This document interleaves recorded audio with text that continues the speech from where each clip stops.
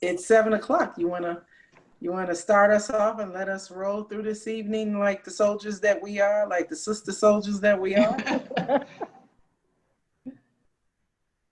Are we still letting people in? Yes. Yeah, but it's 7:01 now, so we only have 59 minutes left, and I want them to get all the fabulousness tonight. All righty, well then let's get started. Good evening, everyone, and welcome to our latest session of Seasoned Sisters Speak. I am Dr. Iris Cumberbatch, and I am one of the 4 seasoned sisters, along with Judge Anita Laster-Mays, Attorney Dolores Robinson, and Law Enforcement Executive Carolyn Williams, who have been bringing these sessions to our friends and our family to open a dialogue about issues of interest to Black women. We started back in July, exactly 2 months ago, with a discussion on Black women and mental health. And then we talked about navigating race and gender in the workplace. Then we discussed whether our fears are holding us back. Then we talked about the good, the bad, and the ugly when it comes to relationships. And our last discussion was about Superwoman syndrome as it relates to Black women. Today we're doing something a little different. We've invited Tamala Bullard, wave Tamala, to speak to us today and join us for a conversation about building your personal brand.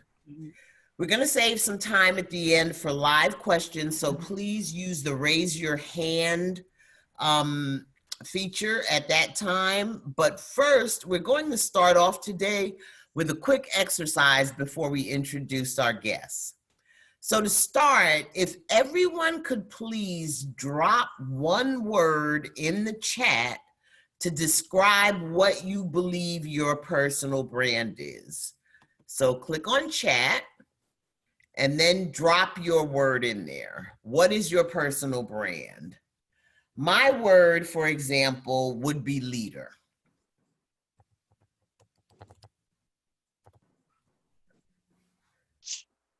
So go ahead and drop those words in the chat. Second, we want you to drop one more word in the chat to say when you think your personal brand began to be formed. My word would be kindergarten.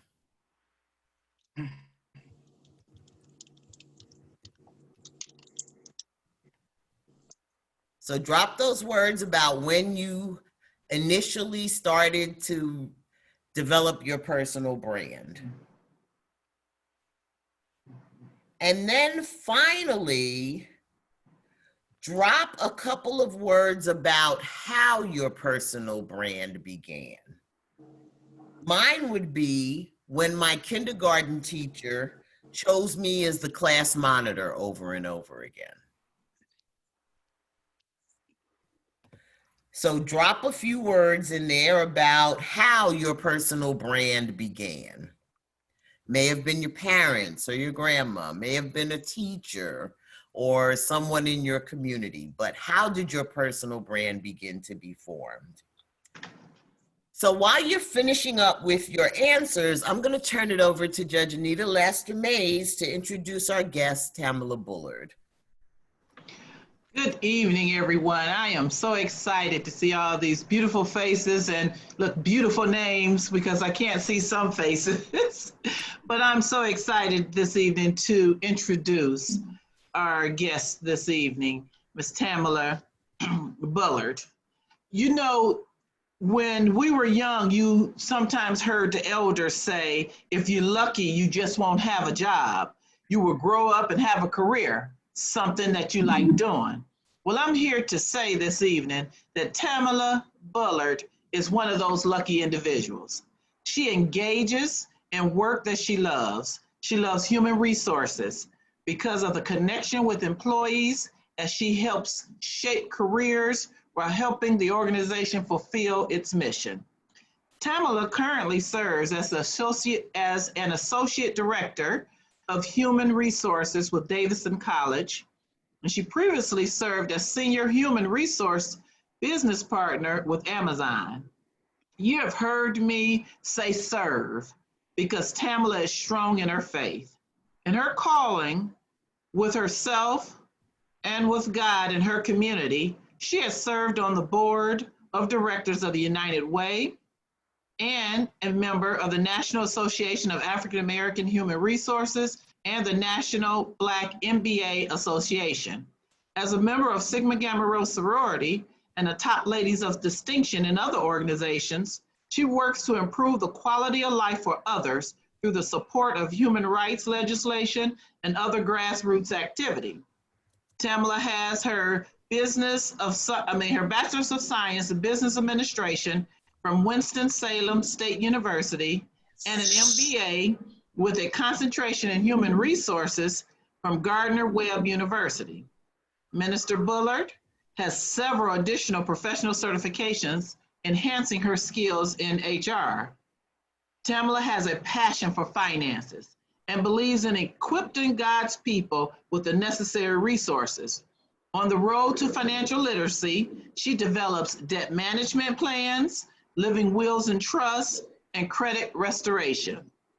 Finally, Tamala has stated the most important choice that she has made is surrendering her life to Jesus Christ and being on a mission with his vision for her life. In the end, only what we do for Christ will last, so we must all live in God's purpose. And so her purpose, as we see, is to serve. And today she is here to serve us with her knowledge. And I want to thank her for being here, and I want to turn it over to Carolyn Williams. Well, hello. Hey, Hello. Tam. Hello, Miss Carolyn. Beautiful soror.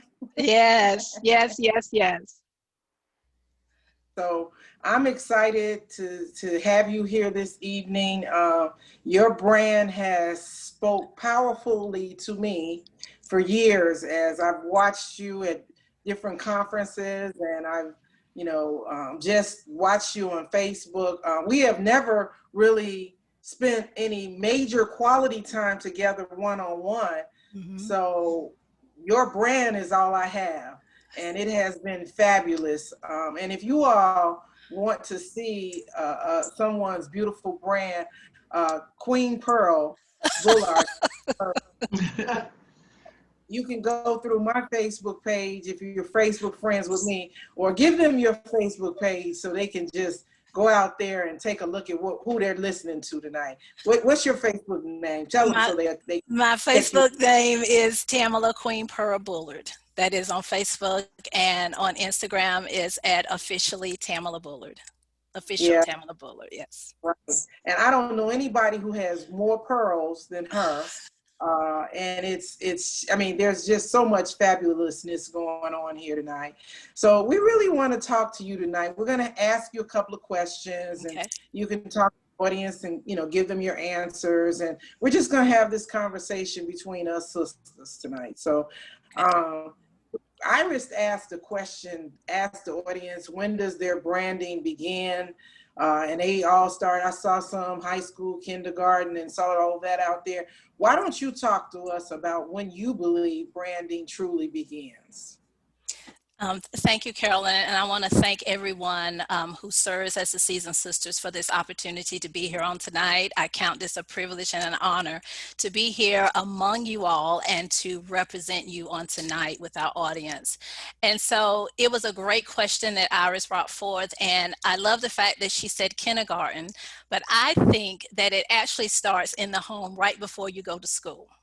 I think that personal branding starts at the home, what the parents are speaking over their children. And so I always say that if you want to know why an adult is where they are now, you have to go back to see what their childhood was like. Mm-hmm. And so for me personally, I think that being in the home in which I was raised, you think about your branding started then. So once you leave the house as a 5-year-old going into kindergarten, who you are are is already there, and that's what the teachers see.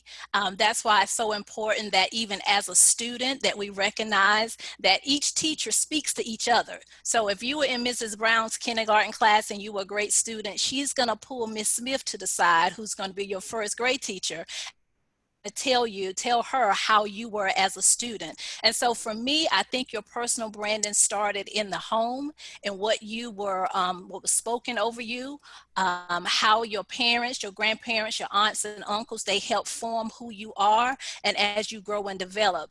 And a funny thing is this, I always think of the nickname. Now, I would never tell anyone what my nickname was, but when you think about the nicknames that we were given as children, that's a part of who we are as a personal brand too.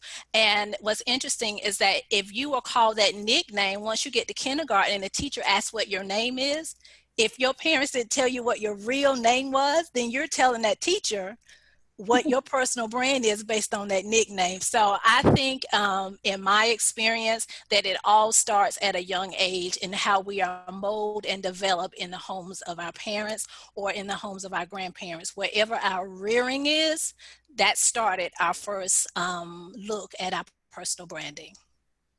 All right, all right. So I don't know, Iris, where'd your first personal branding session start? I'm just curious. You said kindergarten. Did you beat a little boy up in Brooklyn, or how did you start? And I think Tamala hit on something there in terms of, it coming from the home, because if I'm honest, that was an expectation of me, even at home, from my parents and my grandmother, to be a leader, to not to never be afraid, to always assert myself, to be confident. So even though the first time I remember my brand probably being manifested outside the home was kindergarten, Tamala's right. It was a reflection of, the way that I had been treated inside my home for many years. All right. Well, Miss Anita or Dolores, do you all remember your first branding? Either of you? I think it's a term that I never thought of using with respect to myself.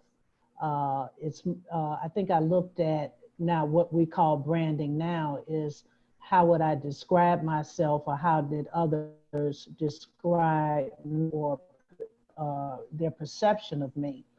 And it tends to evolve depending on the situation. I think initially I am looked at as being somebody that's quiet, but I'm actually listening, because I think that there are many times when you don't always need to speak. You need to listen so you can assess a situation and determine then how you fit in that situation or that mold or that environment. And then you go from there and maybe create your brand or assert your personality or your brand within that particular realm. And okay. So Dolores, I'm getting ready to. So for those you of get you ready, who don't, you get ready to say something. yeah, I am. For those of you who don't know, Dolores is my second cousin, right?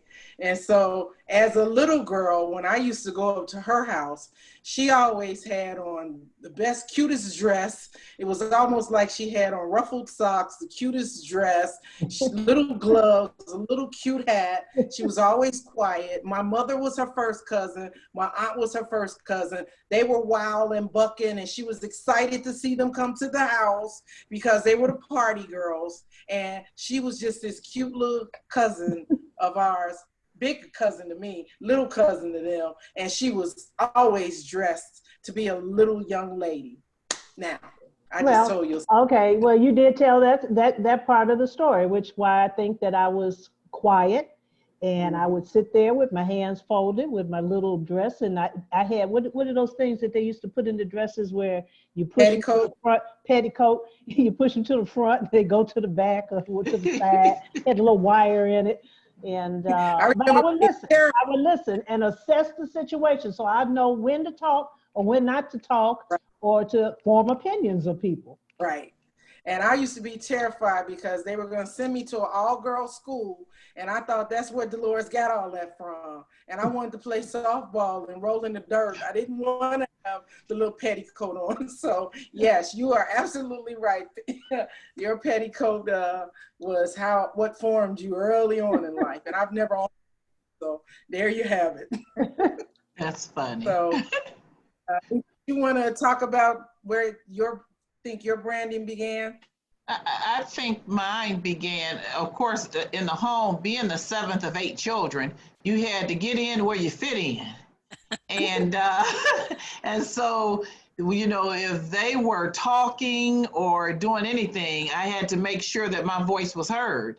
And having 5 brothers also, you had to be rough because they made us watch football. They made us run and wrestle and do the Bruce Lee moves and everything. So I had to learn how to defend myself. I had to learn how to speak up for myself. And, you know, as a little girl, my youngest brother, he's 4 years behind me. So at 4 or 5, you know, he's an infant. And so when I went to kindergarten, it was the same thing. I spoke up for myself. I stood up when I had to stand up for things. And if I had to put a fist up at times, I did.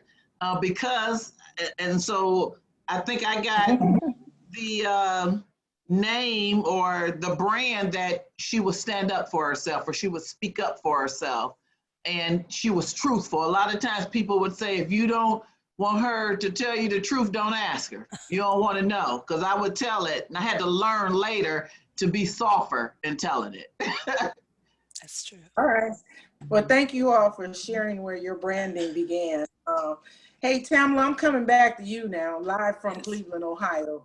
Tell us about some examples of personal brands, and I want you to give us some good ones that you think are out there and some not so good ones. And we don't want to spend a whole lot of time on those bad ones, but okay, let's just give examples. I think what first comes to mind with the recent death of Justice Ruth, you think about her example as of her personal branding. It was interesting to me to know that it was through her work that as a woman that I could have my own bank account, that as a woman that I could go and have a loan in my name alone, that as a woman that I'm able to obtain some things that years ago you always have to have a man's signature. So her personal brand to me, when I think of her, is the independence of a woman. To be able to operate and to live as a woman free without the obligation of having to have a man in your life. And so for me, I love her personal branding. I think of Lady Michelle Obama. I think about the fact that she's an influencer, that she is an encourager, that she is a woman who wears many hats as a wife, as a mother, as a daughter, as a sister. And oftentimes we always focus on the glory of a person. And what's interesting when we talk about personal branding is that we have to keep in mind that we see the success, but there's also that struggle and that pain that comes that helps give us the totality of who we are when we think about personal branding is the good, the bad, and the ugly. And oftentimes we're always looking at the end of a person and we never saw those chapters prior to that. And so when I think about a Michelle Obama as a great example for personal branding and her truthfulness and her openness to say, my marriage struggled, we went to counseling. I had miscarriages, I went to go and get help. So I think it's important when we think about personal branding that we don't always focus on the success that a person has, but we have to always keep in mind that there's a struggle or a failure that happens in order to push that person to the next level. We can think of the great image of Oprah and all that she's gone through and her personal branding, which is about people. It's about the uplifting of a race and a generation. inspiration, because when we think about someone as Oprah, we think about her girls' school in Africa, where she's saying, I need to uplift other women. I need to make sure they get the things that they need in life. So when we think about personal branding, it's not about us, but it's about the impact that we can have on the lives of other people.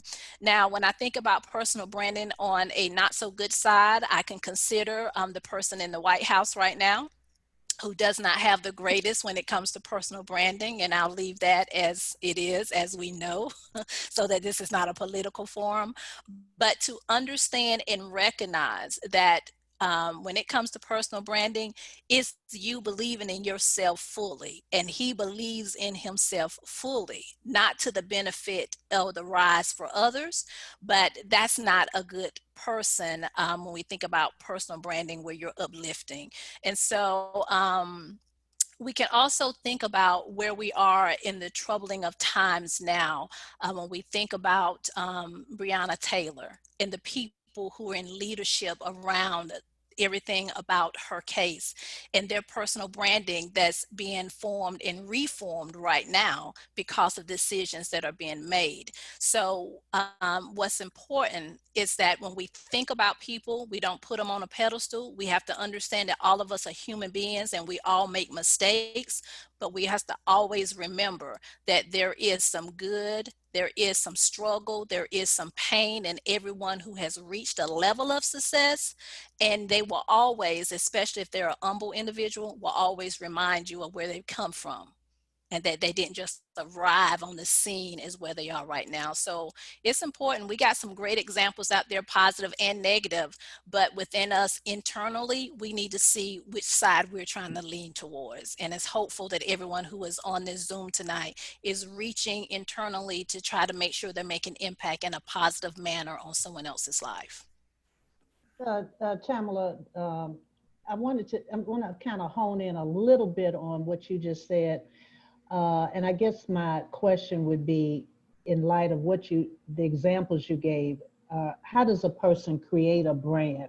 For instance, is it circumstances? Is it, for instance, you mentioned Justice Ruth Bader Ginsburg. We do know that she created a brand when it came to, for instance, women's issues. Mm-hmm. And but it was an experience that got her to fight.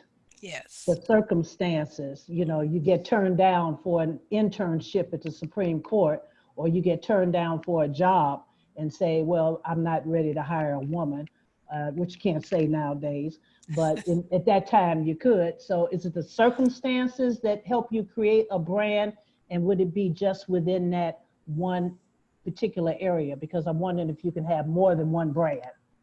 Oh, most definitely. That's a great question, Dolores, because I think the personal brand begins with you figuring out who you are. And there's oftentimes that there may circumstances that may drive you, but what they're driving you to is from something that was already inside of you.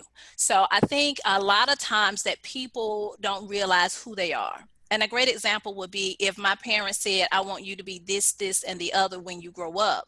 But if that's not truly who I am, then I'm going to mess up what their plan is, because I'm struggling trying to figure out, well, who am I supposed to be? And oftentimes, because we haven't taken the time to know who we are as individuals, it kind of messes up our personal brand, or you may find yourself one way and then realize I need to change. And so once we figure out who we are and what we want to be known for, I think is very essential to who we are as human beings, because everyone wants to leave a legacy. Everyone, once you leave this earth, you want to be remembered as something, and hopefully it's for something that's for positive gain and for impact and for service.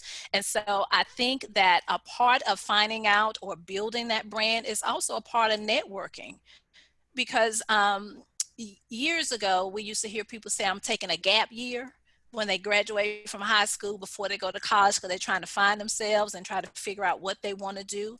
I think sometimes in life as adults, we need to take a gap. May not be a year, because we still got bills and stuff we need to pay, but it may take a time where you want to just take some time to realize, who am I? What do I really want to do in life? And oftentimes we don't take time for ourselves. And I'll tell people a lot of times, listen, if you don't like you, you can't expect nobody else to like you. And so you got to figure out, get in the mirror, have some meditation, have some devotional time to figure out what are your passions, your desires, and what you want to do with your life. And then start maneuvering towards those things, because it's important for you to start with yourself. And sometimes it could be circumstances. Sometimes it could be, and I would say it could be a death, someone who has passed away, and it drives you towards a passion. And we have to understand and know, is this going to benefit just me, or is this going to benefit the masses? Because the core of who we are is about service, and it's about helping someone else succeed in life. And so when I think about Justice Ruth and all that she did, it was a benefit for not just for her, but for all of us. And as you stated, it started with her being denied. And there are a lot of us that are on this line tonight who've been denied some things in our lives. And either it was something that allowed us to say, hey, this is a form of protection, or this is a form of where I need to now direct my efforts and my energy to try to help so this does not happen to someone else. Hey, Tamala, something you said really struck me in terms of your brand being who you are and what you want to be known for. Mm-hmm. So who you are, in my view, is who you are. But what you want to be known for can change over time. Yes. And so, like, as I said, the example of my brand was being a leader, but there's been times in my life when that brand worked against me. There have been times in my life when I was asked to lead literally half a dozen organizations at the same time. And that was really not good for me and not good for the people who were asking me to do it.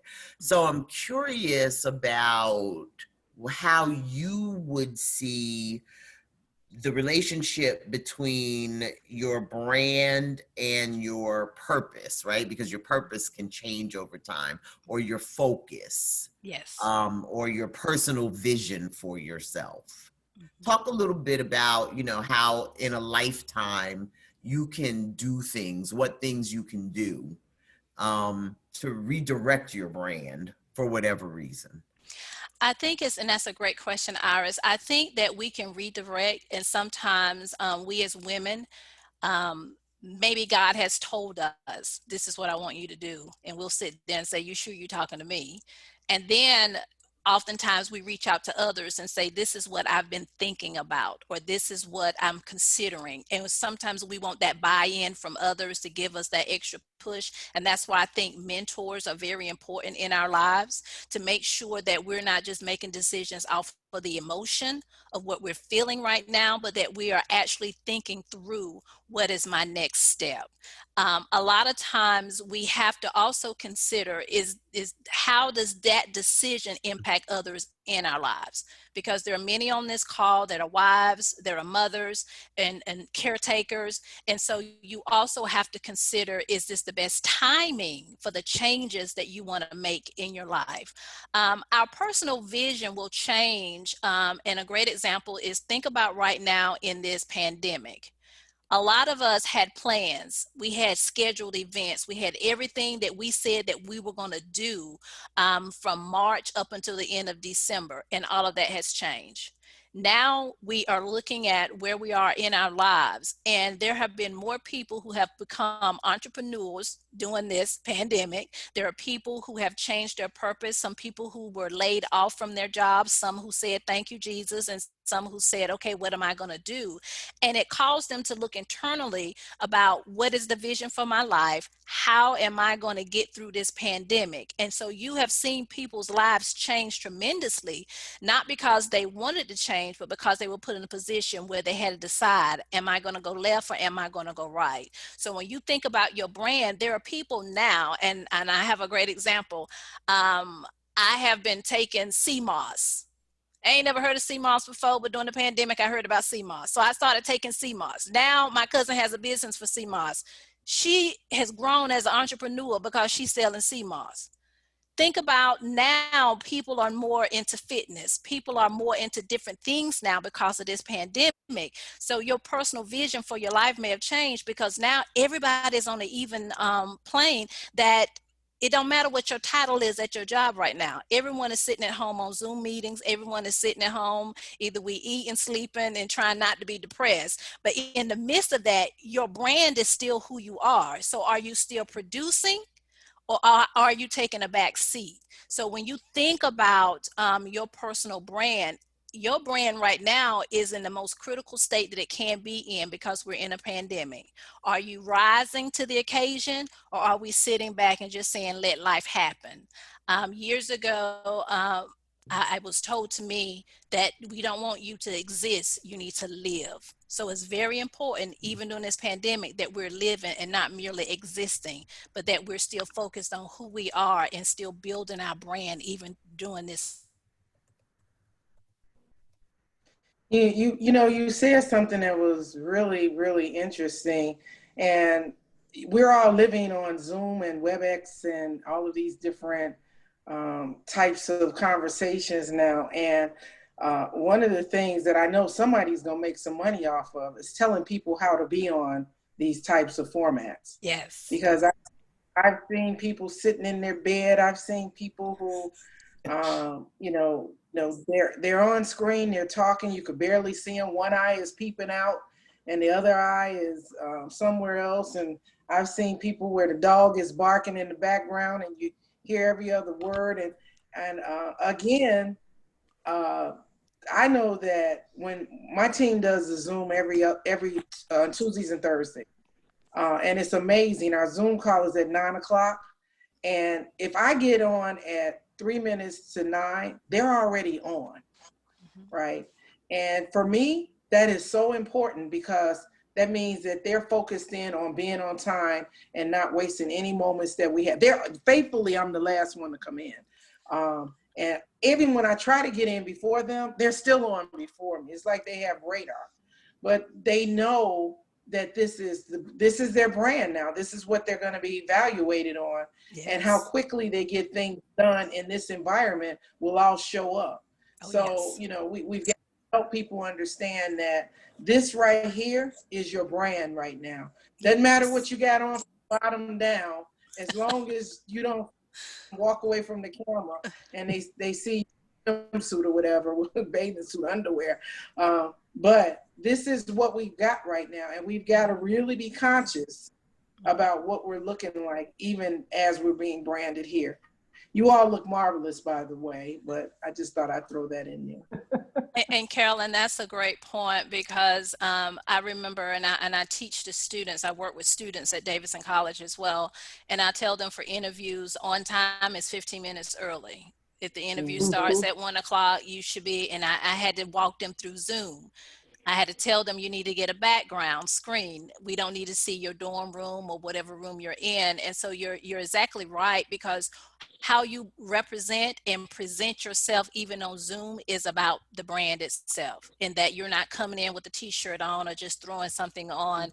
And then even when you don't even turn your camera on, you're also branding yourself, because that says that you're not prepared for that particular meeting. And so you're like, I'm here, but you don't need to see me. But it's important to understand you do need to be seen, because that's a part of who you are as a brand. And what's interesting about Zoom is that there was a time when we would leave a meeting, we never waved at each other. We just left the room. But when you leave the Zoom now, people are looking to see who's waving and saying goodbye, when that's not been our behavior in the past. It's like the meeting is over, go. And so it's a part of the brand too, because are you even being friendly on the Zoom? Are you saying goodbye? Are you saying good morning when you join? Are you paying attention to what's happening? So you're being judged, for lack of better words, but you're also, that's a part of who you are as your branding too, even on a Zoom meeting. Yeah, we talked about being judged. We talked about the fact that a lot of us will say, well, I don't care what people think about me. Well, if you're in the job market and you want to be promoted or you want to get ahead, you really do need to care what people think about you.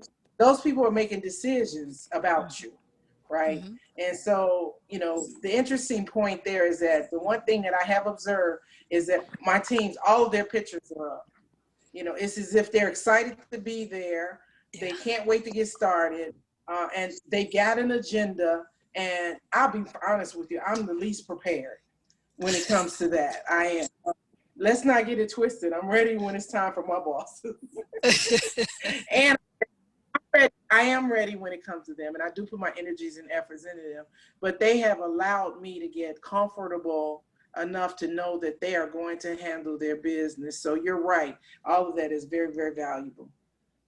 And Carolyn, you said something really interesting in terms of, people often say, I don't care what people think about me.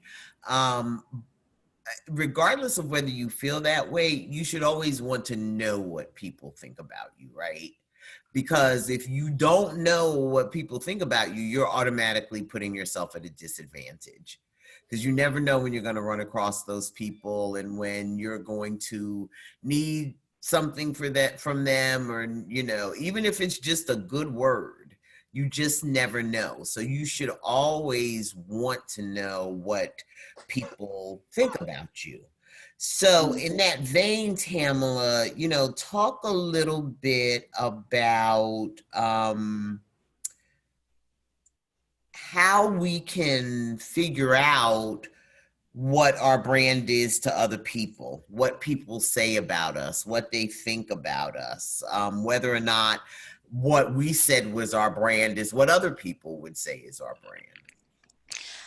That's a great question, Iris. And I was sitting here and I was thinking about a conversation that I had. I used to work for Sara Lee a number of years ago, and there was an African-American vice president of human resources. And he said to me, he said, it doesn't matter what they're saying outside the room, is when they get behind closed doors and when they're making decisions, is there anyone in that room who's going to call your name?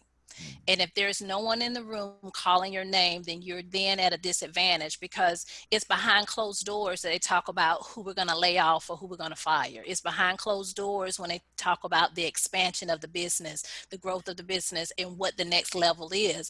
And if you're not if you don't have anyone who's confident in your abilities, your skill set, to be able to call your name, to assign something to you, then again, you're going to be left out.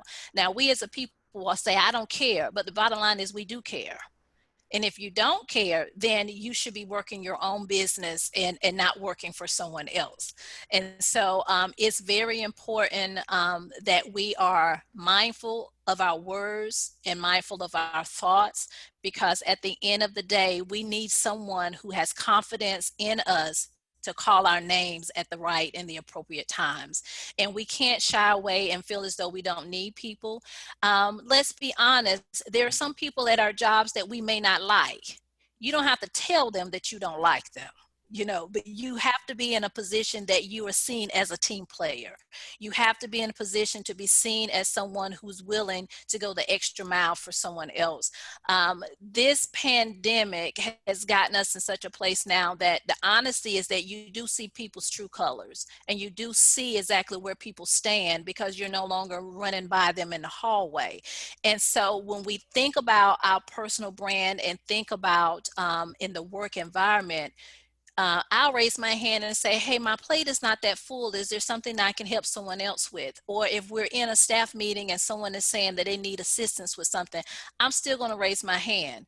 But there are some individuals who are saying, I ain't doing no more than what they're asking me to do. I'm at home. But that's a part of your branding too, because you need to be seen as someone that they can say, well, maybe Tamala can do a little bit more, or maybe Anita can do a little bit more of this to help us out. But if you're seen as all I'm doing is what are you paying me for, that messes up your brand as well, because they're going to say that you're not flexible. They're going to say that even as your brand, that you're not the type of person that they would want to continue. Or they may say, whatever position you're in and you may be good at it, you will not elevate to something higher, because you're demonstrating across the board, even during this pandemic, that you're not reliable, or that you're not going to do any more than what's required of you. So it's very important to take a moment. And I have to say this again, find out who you are. Are you on the right job? Or should you be doing something different because the impact of what you're making on that team? So you can rebrand, but it takes time, especially if you've been in a certain position for a while or a certain team for a while. It does take time for you, but it also takes you moving away and starting afresh. And sometimes that's a fear that we have of starting something new, but sometimes in life we need something new to get us to that next level, to get our energy and our drive to a place that we can do greater impact, and it could mean doing that somewhere else. Yeah, that's a great point, and it's interesting. I was talking about, through the pandemic and how we're working. I was reading an article the other day where they just had short quotes from probably 20 or 25 CEOs, and every single one of them, except for two, talked about how they really wanted to get people back in the office because this work from home is not productive. And what that said to me was they're looking at people and how they're working. And for all but two of them to say that same thing, they're CEOs. They're not basing this on nothing, right? They're basing this on something. They're watching to see how people are working from home, and they're watching to see who's not doing it. And they're seeing a lot of people who aren't doing it well. So that should be a cause for concern. And what's interesting about that, Iris, is all about time management. And so most people work better in a structural environment. And if we're at home chilling and you can have the computer and you're sitting on your bed, and some people may have the computer right beside them, so when they wake up, they just hit the button and it's on. Just because your computer is on, it doesn't mean that you're working. And so they're looking at how productive are you being at home. And then on the flip side, there are some individuals who are putting in more hours because they're working from home because they don't have the distractions of the office. So there is a flip side to this, but at the end of the day, we all need to know that our employers are watching us. They're checking to see if we're doing exactly what we're supposed to do. And that's why you will see now more of them are asking you for a one-on-one meeting outside of the team meeting, because they want to know exactly what are you doing from 8 to 5, 9 to 5, or whatever your hours may be. And so productivity is key. And that's still a part of who you are working from home. What is your brand saying? Am I truly contributing the way I should working from home? So it's key. Right. I think Dolores has another question for you, Dee. Yes, I do. We listened to some discussion about what people, knowing what people think about you, legacies, impact, and service. How does a person go about repairing a damaged brand? Because sometimes you can have a brand and you can mess it up, or somebody else will mess it up for you, whatever. Yeah. But how do you repair that damaged brand? I think it starts with humility and recognizing that you've messed up, and that sometimes we just have to come clean with ourselves and own our mistakes. And a part of that also is asking for forgiveness, because if we're in a situation where we've just not just damaged our brand, but we could have, because of our own mistakes, could have damaged somebody else's brand at the same time. Now, my mom used to say, when you're going to mess up, don't mess up with a sinner or a saint. She used to say, if you're going to do something, you do it by yourself. So even in the midst of a damaged brand, we have to come clean, own our mistakes, and be ready to do the work to rebuild. A lot of times when we make mistakes, people are so quick to remove themselves and go in hiding. We can't go in hiding. You got to remain visible. You can't hide away and just say as if nothing happened. You still have to continue to build who you are as an individual, figure out what you really want to do, and then remember that it's about trust. Can someone trust you again? But the first thing is, can you trust yourself?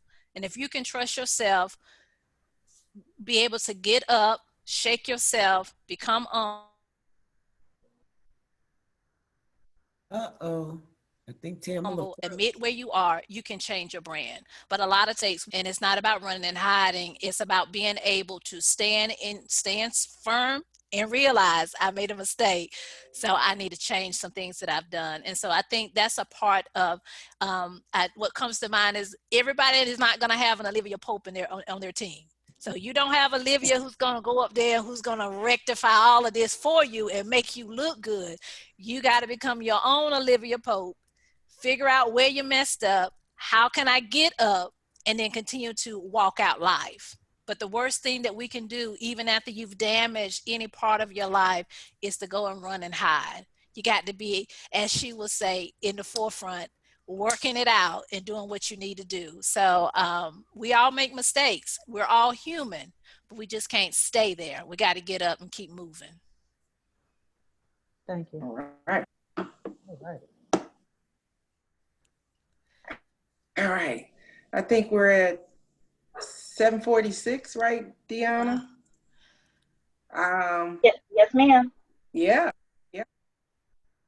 So I think we We can. had Why a don't we just go? question in the chat from Tezra, who said that a comment called to mind the Peter Principle, which basically says that in organizations, people rise to their level of incompetence. And I'm just curious, Tezra, which comment made you think of that?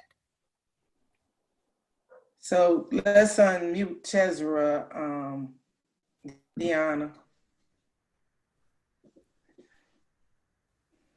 Okay, 1 second. And Sor Tezra, if I don't find you soon, you can feel free to unmute yourself. You should have ability to speak now. Yes, ma'am, I do. Hello. Hey, Tez. Hi, everyone, especially my good friend, Sor Williams, but also Queen Pearl Bullard. Thank you so much for all the information you're sharing with us tonight. You made a comment, and I won't try to recall your specific words, but what you talked about was the assessment of one's ability to go to the next level. And as the Soror said, this is about, the Peter Principle is essentially you will rise to the level of your incompetence in an organization. And your incompetence might not be the same thing as your perceived incompetence. In other words, perhaps you could go to the next level, but you have branded yourself ineffectively.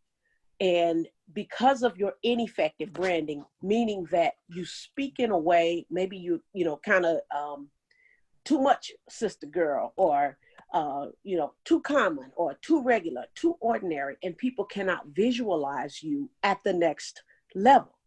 And so what I would like Sor Bullard to do, and maybe she's been doing this all along, but I just want more, is I'd like her to say, this is how you elevate yourself at the corporate level, which is where we are now, Carolyn, and other Sorors. This is where we are now, and I would like to go from being a GS15 to an SES. Take me there, and tell me how to project myself as a promotable person who, I guess a lot of people would say, well, you're already a 15. That's as high as you can go without becoming an SES, and I understand that. But I'm like Carolyn. I'm not young, but I'm well maintained, and I want to go to the next level. And so I want you, Sor Bullard, to tell us, those of us who perhaps have too much Cleveland in our background, like Carolyn and me, tell us what to do to defeat that and move on to the next level. Can you mute Tezra Woody, please? I'm muting myself. Thank you, Carolyn. Sora Woody, that's a great question. And I think, let me start it by saying this, and this is with my HR hat on. Review your last performance review. What did your manager say about you?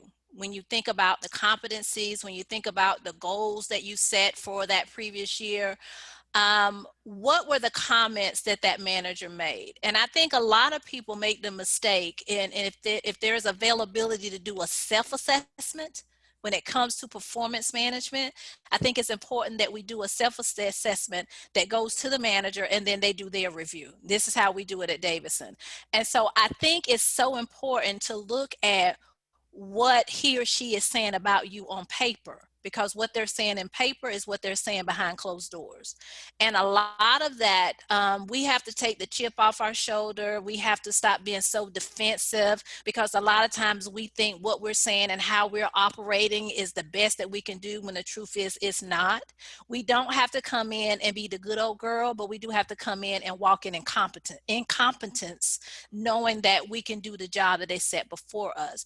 There are oftentimes that what we find is that if we apply for a position and we think we're qualified and we got everything that's needed, and then they hire someone from the outside, or they hire someone that we feel has less experience, less education, less everything than us, then the question has to be raised, why not me? And so we have to be open enough to receive that feedback and then be willing to make the necessary changes. I'm not saying that you change who you are as an individual, but what I'm saying is that we sometimes have to show a little bit more flexibility in how we move within our certain fields in order for us to move up. And I think it was during that last session we had about being the superwoman, where we're trying to take on everything when we can't do everything. But what we can do, we need to do it with great focus and in a way that is productive. Some things that we have done in our careers have put that X on us that has prevented us from moving up. And that's why I made the comment, there are oftentimes you have to leave where you are and start somewhere new, where people who don't know you, so you're starting to brand yourself, even at a new position or a new company or a new opportunity. So we got to be open. And a lot of us don't like feedback. We don't like, especially if we think that it's been critical or that it's tearing us down. Some of it is not. Some of it is that we need to really evaluate who we are as individuals. And that's why I said initially, when we talk about personal branding, it's finding out who you are. And then when you know who you are, you can walk in your truth. But a lot of us are not walking in our truth. We're just walking.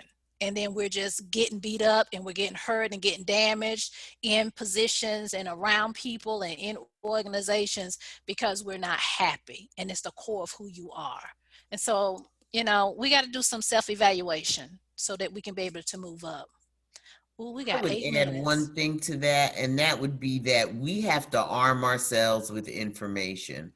There is a whole structure in human resources across industries around how jobs are structured, what professional level jobs are, what management level jobs are, what technical jobs are, what support jobs are, and what are the roles and responsibilities that go along with each of those jobs. Towers Watson has a whole probably 1,000-page rubric for, if you are and I'll use my field, if you are a communications specialist 5 in a financial organization, here's what that job looks like. Mm-hmm. And then here's the next job above that. And this is what it looks like and how it's different from the job below it. So a big part of readying ourselves for the next role is being knowledgeable about what that role is and where our qualifications fit and what we might have and what we might be missing and how we might get what we're missing. There's a lot of research out there that talks about women in general, and what the research says is a white man will apply for a job that he knows he's not qualified for because he believes he can learn it.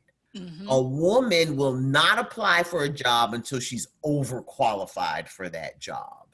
So until she has everything required for the job and then some. Yeah. So a big part of it is really understanding what the requirements are for the roles we're trying to move into, what we have, what we don't have, and how we can get what we don't have, even if it's after we get in the job. Having a plan is 90% of the process. And I've done that many times in my career. I know there were some jobs that I didn't have some things, but I had a plan for how I was going to get it. And Iris, a part of that is that, and I always encourage anyone who's applying for the job, when you're interviewing, come in with a 30, 60-day plan that you want to present to that manager so they know that you're intentional about getting that role. But then another thing we have to also consider is that every company that we're a part of has succession planning. You just need to make sure your name is listed when it comes to succession planning. And I remember when I worked at Newell, we had 3 columns: immediately, 1 to 2 years, 3 to 5 years, and we had to go and put names in each of those sections. And so that's why it's a part of that self-evaluation. Am I ready to go to the next level? Or am I just want to get by because I don't want to be bothered? Again, you have to realize, what do you want to do? Do you want the stress and the pressure that comes with the elevation, or do you still want to be comfortable? And there are so many people who just want to be comfortable and they don't want what's necessary to move up to that next level. And so, Right. As Iris mentioned, you got to go out there and read it. It's out there. Your job description, for if you've been in the same job for the past 15 years, I guarantee you a lot has changed. Go to human resources and ask for the most current job description that you have right now in your role, and then compare that to where you want to go next. The information is out there. We just have to go and ask for it, because no one is just going to give it to us. And go to Indeed or USA Jobs or Glassdoor or wherever and look for jobs that are like yours or like the one you want at other companies. These jobs don't exist in one place alone. And I'm going to add this part. If you are not connected with LinkedIn, you need to be connected with LinkedIn, because that's the new search engine now for jobs. And how you present yourself, your personal brand, and again, even on those search engines, is very important. And they will notify you and say, hey, so many people have been looking at you this week. And then it's important because your photo, and I know a lot of people think, hey, my photo on Facebook is so important. No, your photo on search engines are important as well. And to ensure that you are looking the part, and they're going to reach out to you and call you and ask you, are you interested in this, because of how you already branded yourself. And so as I tell my students, be mindful what you put on Facebook and all the other social media, because someone is always watching, but your branding is who you are. Not only on the front, but even at home. Who you are at private behind your doors is most important than who you are outside to the people in the public.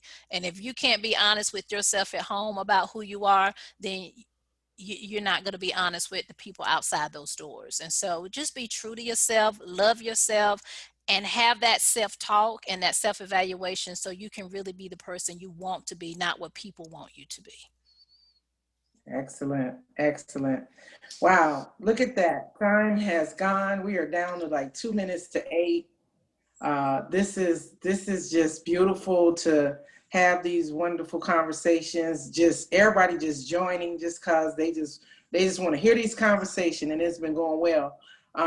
I want to just shout out Kiana Beddard is on the night, and she's one of my staff members, and she's a lieutenant in my department. And Kiana came on.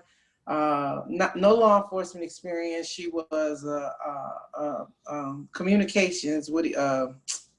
Come on, help me out here. She was a 911 operator at a college, and Kiana came on board with us, and she has gotten her bachelor's degree since being on. I think you've been how many years now? Just put your hand up. How many years you been with the Fed now, Kiana? How many?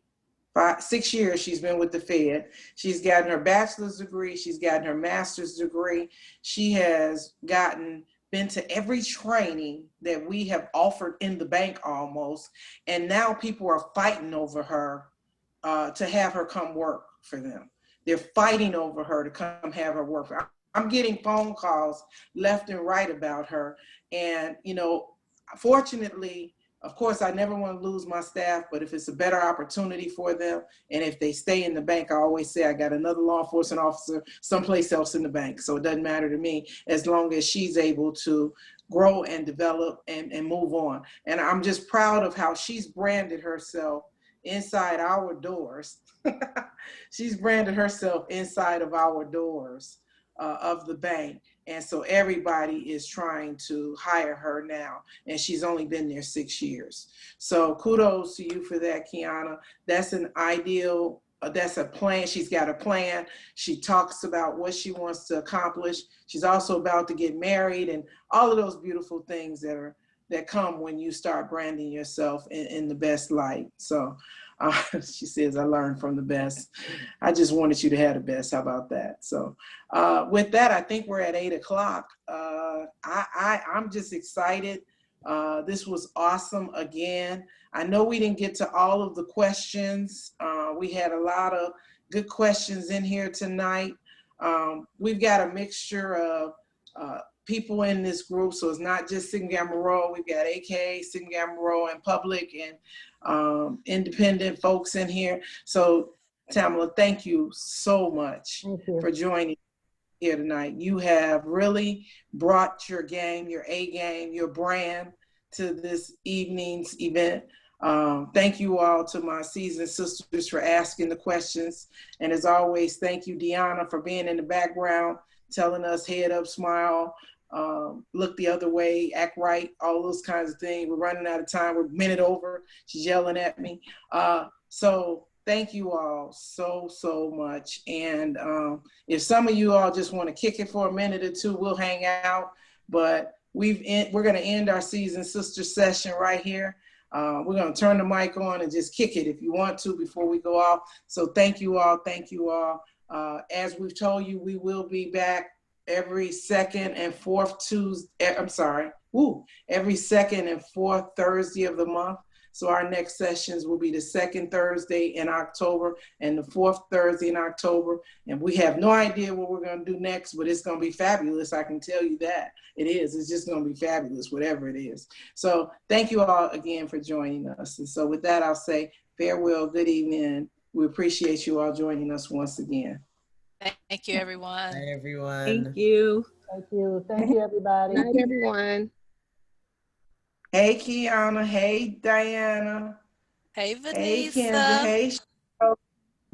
Hey, Shirley. Who else we got there? Hey, Shirley. Hey, Jen. Hey, Shirley. Hey, we got 3 Shirleys. Hey, Teresa. Hey, Tracy Way. Hey, Tracy. John. Hey. Hey, Tanya Carpay. Hey, Carolyn. Hey, y'all. Bumpers. Hey, Yolanda. Hey, Kendra. Hello there, Dolores. Hi, sweetie. Hello. I see Joyce. So enjoyed I today. miss you. Hey, Michael. Hey, Deputy Chief Harrison in New York. Hey, Ebonicia. Hey, Carolyn. Hey, everybody. Just know. We see y'all. Yeah, thank you all for joining us. Hopefully you gained something from tonight's session. Hey, Carolyn Lewis, namesake. Sir Williams, I have a request. Uh-oh. Go ahead, Tezra Woody. Sir Bullard, I was wondering if a Sarah sent you a link or an invite or whatever to view her image on LinkedIn and view the language that she uses to describe herself on LinkedIn, would you be willing to take a look at that and say, okay, Sarah, I think you can step up your game in this way? Would you be willing to do that at no cost? For you, Sora Woody, I would do that. Thank you. You are more than welcome. My email is Tamala Bullard, TAMALA Bullard, BULLARD @iCloud.com. That's the most frequent email that I check every day. So if you would just email me, and I will do that for you. I will. Tamala, Thank you. this is Kendra. I just wanted to say, I've seen you in different places and I've heard you speak in bits and pieces, and I've never been so engrossed as I was tonight. You have, in the comments that I had made, some comments, and then one that I was pointing at, it made me realize something that I didn't realize until I heard you speak it. So tonight was so worth me. I told Carolyn, I told Iris, I was so looking forward to tonight. So I'm so glad that I did come back on tonight, because you just made me realize some things. Like I said, this was what I needed. I've been trying to figure out some things, and you gave me what I needed. I need a little bit more, but you gave me what I needed. Oh, thank you so much. I appreciate that. Oh my God. Yes. Thank you. That's awesome, Kendra. Hey, this is awesome. Hey, Ignacy, how are you? We see you. Hey, Shakira. Hey, Shakria, I see you. I'm just trying. I have a quick We never question. get to kick it with y'all. We're trying to kick it tonight. Go ahead. I know. I'm sorry, I have a quick question, Tamala. I've missed the beginning and I'm so sorry. I had a hectic day at work, unfortunately. Carolyn, I do need to call and probably debrief with you sometime tomorrow. I'll get some sisterly advice. But I was Okay. wondering, with the personal branding, do you have a business? Do you do consulting work on that type? Help people with their professional branding? Because I do have a consulting business, and I am trying to, within the next year or so, fully step into that. So I was looking to work with somebody on my branding, and understanding that there's a financial cost to go along with that. So for me, Wait. Don't speak. 10% goes to Seasoned Sisters because you got Sarah Williams is a mess. I started as an arm for a business for me. It was from an HR perspective, where I go in and I help businesses who need a consultant. The personal branding part is now evolving for me. So that's something that I'm willing that I could probably help, that we can probably develop something as we look at that. Because a lot of times people just say, this is my product, either you want it or you don't. Right. But it's how you market it, it's how you brand it, it's how you're looking at your audience. Is what you are trying to offer, is it meeting a need? And so right now, that's what everyone is looking for. They're trying to get their needs met. And that's why you see so much now of entrepreneurship and everything that's going on. So Teresa, if that's something, that's something we can have a conversation about, because I'm looking into that. I'm at a place in my life right now, believe it or not, that I'm rebranding, that I am trying to do something different. Because when people see me, I don't want to be reminded of who I was. I want to be reminded of who I'm evolving into. Yeah. And so even my desires, as you get older, your passions and your desires change. I'm about to hit 50. And so with me hitting 50, it's like, okay, so what you going to do? You done this for this first 50. What you going to do with this last 50 that God going to grant you with? And so personal branding is so important, because we have to be seen as someone that meets a need for someone else. So you have my email address. Please reach out. Carolyn has all my information, but that would be something I would love to do, because I believe in personal branding. Thank you. And as I said, we'll talk costs, because I just believe it's so important to feed and so into other sisters that's out here doing this work. Oh, thank you. Yes. We hear it often, is that we don't always ask for what we deserve. And as women, we often shorthand ourselves and say, oh, well, that's too much. I can't ask for that. No, it's what you're worth. And so you have to evaluate, again, that self-evaluation of knowing, what charge. So we can talk. Yeah, that's interesting, because that's one of the questions that Chief Vera Bumpers asked tonight. She talked about brand coaches have become very popular. Should you pay someone to help promote your brand? And in what circumstances is that advised? I don't know if Chief Bumpers is still on, but yeah, that's one of the questions she put in the chat tonight too. So you all are talking exactly about what she's. And that's important, because if you've gotten to a place in your business and it's stifled and there's no growth or development, you have to look at your marketing and look at your branding. And we talked about this before, like when Pepsi everybody knows that you're just going to drink Pepsi, then they came out with a new line. They'll try it and it fails, but they're going to go back to the original. And so sometimes it's about doing some tweaks and to making things a little better. It's about updating your website. It's about also the images that you see on the website, because everything that we're doing now, you got to have a lot of light, you got to have a lot of color, you got to be inviting, and it's also about personality too. Early in my career, they used to tell me, you're knowledgeable, but you're not approachable. So I had to reevaluate to become approachable, because people they know that I had the information, but they weren't willing to come and ask for it because of what my facial expression, because my face will tell you everything I feel before I open my mouth. So I had to learn how to smile. And that's when people say, she smile all the time. I had to learn how to smile and be warming and inviting to people, because in the end of the day, we need each other. But at that point, I know I needed my job, and I knew that I needed to make some changes. And that's where that flexibility comes in, and you have to change some things, because I grew up where, you know, I was in the country, I was a tomboy and jumping off houses, running through ditches, doing all that kind of stuff. So that's still in me. And then there's a part of me that is like, you know, you come for me, I'm gonna come for you. But then, you know, the Holy Spirit will come in and say, okay, don't do that. Don't say this, look this way.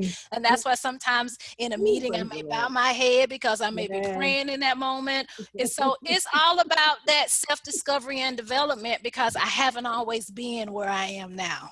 Because I wasn't you don't approachable. look like what you've been through, right? I don't look like what I've been through. So, Amen. yeah.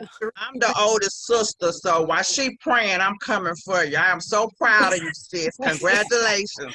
I got her back. She praying, but I'm coming. I am so proud. I got that same Brandon, but I'm going the other way. She praying, but I am definitely proud of you. I got your back. So when I talk about your upbringing, so my sister and I, it was 3 of us in the household, and we have 3 distinct personalities.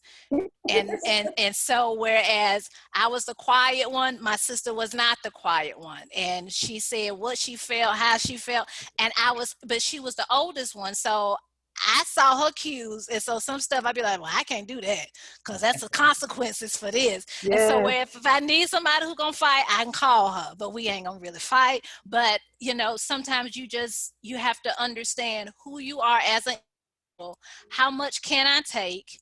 And then what about me? When I look in the mirror, do I really need to change? And so there were some things I really need to change.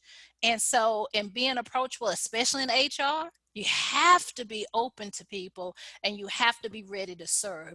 And I think having grown up in a house where, you know, where serving and being in the community and marching and doing the things that we did, you know, as a young child, I don't feel like doing all this, but guess what? It's in you. And that stuff comes out of you. So I'm serving in so many organizations now, and really just trying to make sure that I make impact, because none of us have time to waste.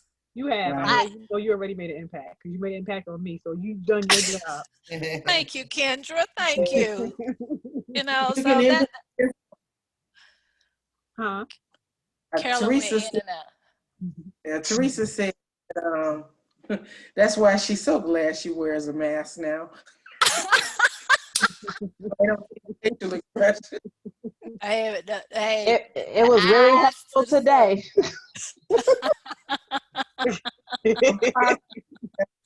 I'm positive that's a sister thing. So it is. I It is. am not going to keep you any longer. You've had a long day, Tamala. We're not going to keep you any longer. We appreciate, and Deanna's got to put her baby to bed that's in her belly. So we're not going to stay on any longer. We appreciate all of you showing up. As always, thank you. Thank you so much for joining us. Bye, ladies. Look, bye. gotta wave goodbye. Bye. Have a good night, Bye, everyone. everyone. You too. Great session. Thank you. Good night. Season, you can hang out for 2 seconds, just 2. Yes, ma'am. Just 2, just give us 2. They're almost out. All right, getting closer. I'm waiting on a couple more.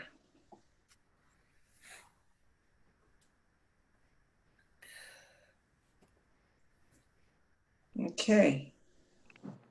I think there's a way to take them out, right, Deanna? Yep, I'm working on it now. Oof. Okay. All right. I know what I Yep, have I to think say. How we supposed to top that? right. That was awesome. Oh my gosh, that was How we great. supposed to top that? Yeah, it was really. You better find somebody else. Get another speaker. Yeah. Woo! Really, you all thought that was the best one, huh? I really thought it was good. I mean, it had to be good because nobody had any questions. That was worrying me. It's like everybody's like, What was going on in the question area? I didn't. nothing. Could, Very little. Yeah, there Very was little. Very little. the questions. I believe she had everybody mesmerized. They were listening. Yeah, I think she had everybody's attention. Yeah. Yeah, Yes. she had the attention. all right. All right. Great So, job. great job. So it's so interesting because we always start off with how we gonna get through this. Mm-hmm. Here we are again going, Yeah. great job, great job. And I don't know, for some reason, I never worry about how we're gonna get to it. I think we've built our brand. That we have. So I think we do like we always do. We sit for a minute and come back together and start thinking about what our next two topics are gonna be. And Deanna, you can put your feelers out there on topics. I think that we can get some people in to talk about some stuff if we choose to do that. Yeah. I liked tonight because, you know, we've shown now that we're diverse and how we, you know, we talked as sisters and, you know, we were just having a conversation. And tonight we brought somebody in that has that background and, you know, and handled a business. And so, again, we filled an hour and 15 minutes tonight. I'm sorry about that. I just wanted to say hello to folks. And Well, you really weren't that much over. You were like maybe 3 minutes. Everything else was about chit chat. So I think we stuck to the time frame pretty good. okay. Yeah. All right. I think we were fine. All right. So, I do think at some point in time, we're going to have a conversation about what's going on today. Yeah. Yeah. I think at some point in time, we're going to have to talk about what's going on today. Yes. You know, We're gonna have to have focus. Do we need some? we didn't hear you, Deanna. Was that you, Deanna? Oh, I didn't say anything. Oh, was that you, Dolores? Yeah, I almost said something, but I'm trying to. I was thinking out loud. What do you? I know we do need to talk about what's going on today. Yeah. But it's so much. I mean, are we talking about? I mean, what are we talking about? So so much. This is what I've said this out loud to you all before. Dolores, you're the protester. I'm the police. Iris is well, she protests. Well, she doesn't protest. Agitator. Well, that's really a way to answer that. I didn't think of it that way. And Anita is, you know, she sees all this stuff coming through as a judge. So that would be a hell of a conversation. That would really be a hell of a conversation. And I'll be honest with you, I think we do part 1, part 2 of that. Yeah. I don't think we can get it all in an hour. But what would the focus be, or the topic? I mean, it could be anything from police. It's all my earphones. Police brutality, or if that's what you want to call it, or it could be anything from all the killings of Black people by the police. I mean, they kind of go hand in hand, but and then there's the effects of how the community sees the police and systemic racism. Well, you've hit it. You just said exactly what we should be talking about, because a couple of things have happened. Tonight we talked about branding. The branding of policing is shot right now. The mental health that people are going through as a result of what's going on in the community right now, all of that. I just think that, I think all of us have a different perspective on it, but we're all at the end of the day, we all want the same outcome, but we're going about it differently. So, yeah, I think we need to think about this and really, because otherwise it can be all over the board. We might want to have one session on, just talking about systemic racism and giving a framework for. wait a minute, hold on a minute. Deanna, are you still recording? Yes. You want me to stop Yes, it? please. Yes, please. Okay. 1 second.